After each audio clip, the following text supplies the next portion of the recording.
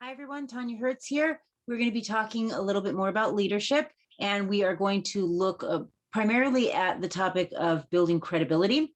So I'm going to go ahead and share my slides with you and pull those up.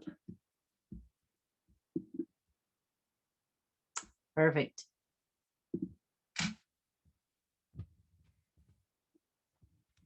So we'll start by looking at some of the basic skills that leaders need in order to be effective as leaders. Those include credibility, communication, listening, being assertive, being able to conduct a meeting, where that's a little bit more of a hard skill. We're moving on from soft skills, stress management, problem solving, and improving creativity. So credibility, this is our ability to engender trust, to be seen as trustworthy by our employees, by having a strong sense of right and wrong. And there are really two primary components that go into building credibility, and that is having expertise and being seen as a subject matter expert in our organization, and also being seen as being trustworthy or having trust. And that's trust really is centered around relationships, long-term, authentic relationships, where the employees know you, they know what you do. It's based on your reputation, and really in business and in leadership, there's nothing more important than your reputation. So both trust and expertise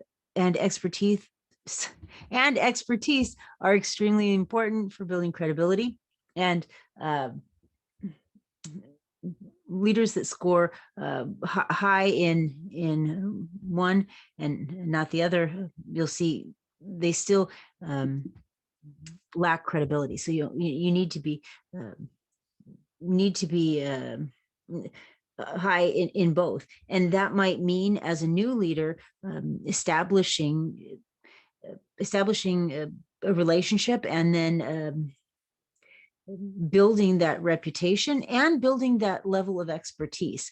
So when you look at the different quadrants here, so the first quadrant leaders in an organization, first quadrant leaders are the leaders that have both high levels of both trust and expertise. So these would be people that you'd say, okay, these are credible leaders, right?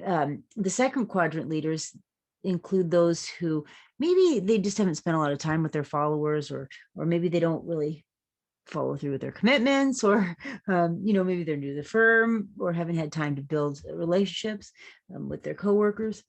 The third quadrant leaders, you often see these as like the people right when they come out of college, new college hires, or maybe people from a different industry joining this industry. So they probably don't have technical competency. They probably don't have maybe organizational or industry knowledge. And they may not have the time that's needed to build relationships with their coworkers. And fourth quadrant leaders include those who were promoted maybe from a different organization or different group within the company or department. So communication is also vitally important for establishing our credibility. And we talked a little bit about communication before, but communication is again, vitally important, both verbal and written communication. And it's important to figure out what the preferred method of communication is by the leaders in the organization, and then adapting to that style. And you can see here, communication is really about being able to send and receive messages, and making sure that there's an understanding between the speaker and the recipient. Communication, there's written, verbal communication, and there's beyond being I should further differentiate. So there's written and oral communication, both expression and understanding. So being able to speak and write well, and being able to understand what you hear and what you read. Okay. So again, effective communication, it's that ability to transmit and receive information. And it's one of the most vital skills in building credibility and also in leadership in general. And there's been a lot of research that shows that there's a positive correlation between a leader's ability to communicate well and satisfaction, productivity, quality of services rendered. There's also lower levels of organizational turnover, voluntary turnover in an organization, higher levels of organizational commitment when seen when there's effective communication. And really, I mean, you can break it down. You can look at these steps in the communication process, which I feel is overly academic when we're talking about communication. I mean, talk about, I think, like, look at poor communication. This is something that's, I believe, a little bit overly complicated for something that we're trying to say. Being able to express ourselves clearly, concisely, in a way that people understand us and that don't waste people's time. Right? Okay. We can improve our communication skills in a number of different ways. I mean, practice makes purpose. It's also important that you understand what message you're trying to convey before you open your mouth, right? Making sure that you're using the right context and medium. By that, we mean, you think about all the different methods there are of communication in business. You have in both oral and in verbal communication, you have emails, you have text messages, you have, other forms of IM, you have face-to-face communication, you have Zoom meetings or other virtual meetings. You can write a memo, make a flyer, post it on a board, a QR code, a website, right? There's so many different things that you can do to communicate your message to others. It's just so important that you're choosing the right one. And again, it's not the subordinate who sets the communication standard. It's the people who've been at the organization for a long period of time. And it's important that you are communicating with others in your organization the way that they are most comfortable with and easy for them to understand. Okay, so communication doesn't just involve speaking, it involves listening. And good leaders and band followers recognize the value of listening. And listening just as, or if not more important than speaking. And you need to be able to pay attention to what's going on around you, and not just listen to understand, but listen to show that you understand. And we call that active listening. Passive listening is it can still be effective for understanding, but not for improving organizational commitment, organizational satisfaction. People like to know that you hear them. They appreciate active listeners. They appreciate people who make eye contact and lean in and nod to show that they understand, and even verbally actively listen by saying, I understand. Tell me more. Actually being engaged in the conversation and not just waiting for your turn to speak. So active listening does, though, improve the understanding of the listener, and we can practice to get better at active listening. And in fact, active listening is such a great way too, if you are new in an organization, to show that you care, to show that you're credible, that you're trustworthy, and to also not always have to be on the spot yourself, right?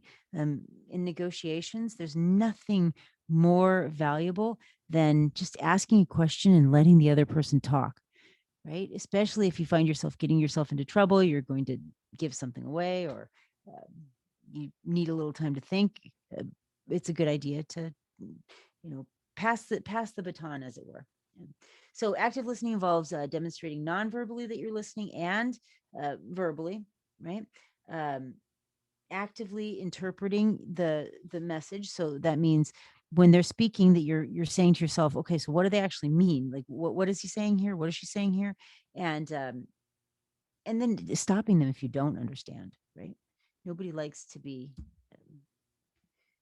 nobody likes to be ignored, or to, you've all talked to those people who, the second that it's your turn to speak, their eyes glaze over, and they zone out, right? Like some sort of a power play or something like this, but it's really just rude, right? um, we need to avoid assertiveness and aggression in organization. um, and there's a fine line between being, showing that we are confident, and maybe being a little too assertive, and a little too aggressive. So assertiveness is not the same as acquiescence, and it's not the same as aggression. So assertiveness is being, being able to stand up for yourself, for saying what you want and when you want it, and standing up for your rights, and recognizing the rights of others. That's being assertive, and that's a good thing. Aggression, not a good thing, and nor is acquiescence. Acquiescence is giving in, right? Acquiesce, um, giving in, and or being overly self-deprecating or self-apologetic.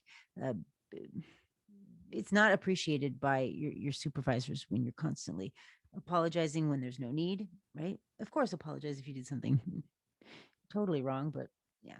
And then aggression is being just attacking or hurting other people's in an aggressive way. Yeah. All right. So what can we do if assertiveness, it does not come naturally to us? Well, it's important in business and in leadership, especially if we are not, if we don't have a lot of credibility, we don't have a lot of history, to fake it till you make it in leadership. And I'm not saying, I say this and I say it kind of tongue in cheek, and oftentimes people think that I'm being, telling people to be deceitful or to lie about themselves or their abilities. And that's not what I mean. What I mean is confidence. You fake it till you make it. Uh, Being assertive, you fake it till you make it. Standing up for yourself. Nobody can tell the difference between fake confidence and real confidence. So yeah, don't be afraid to use I statements, to speak up for what you need, to say no. Oh gosh, it's so important to know when to say yes and when to say no, and to be able to effectively look at what needs to be done and what can be put off. And it's just as important, as as what we do, what we put off, and especially with the amount of overload that most people are living under. Monitoring your inner dialogue to keep that inner dialogue positive and self-affirming, and learning to be persistent without being irritating, angry, or overly loud, or garish or brash. The inner dialogue thing, we talked at the beginning of the class about the importance of positive self-talk. And again, it's so important because negativity is a self-fulfilling prophecy. When we constantly tell ourselves that we're not good enough, or that we're going to fail, chances are we will eventually fail, and not because of some cosmic thing happening, but it's very, very easy for us to trick ourselves, to tell ourselves something that our psyche believes. Okay, meetings. We need to be skilled at conducting meetings, and meetings can help accomplish goals. They can be such a help in an organization, or a total detriment, waste of time. And I pride myself on running meetings that are the right amount of time, and that are always uh, held for a purpose and with an outcome. You don't, oh gosh, I cannot stand endless meetings where nothing gets accomplished. I'm all about accomplishing things in meetings, and I appreciate it. I know a lot of people have told me, who work for me and with me, that actually like going to some of the meetings that I hold, which makes me proud. So the first step is always, do we really need this meeting? If it's not necessary, don't do it. Just cancel it. Don't do it. Right? Nobody wants to be there when there's not a goal in the end. Always list the objectives. Always, always, always have an agenda, and then stick to the agenda. People appreciate it. People don't like ambiguity when it's not necessary. Make the meeting at a convenient time. Make sure that the materials are provided to the people in advance. Don't set meetings up in the last minute. Never send a request for a meeting in the next hour or so. I mean, obviously, if you're putting out a fire, if there's something that you've been working on, an ongoing project, and something's coming up, then yes. But other than that, give people time to plan, right? Encourage participation and keep records. So don't just do the agenda, but do the minutes, which is a record of the meeting. All right, so we're going to pause here. Stop the share, and we will see you the next one.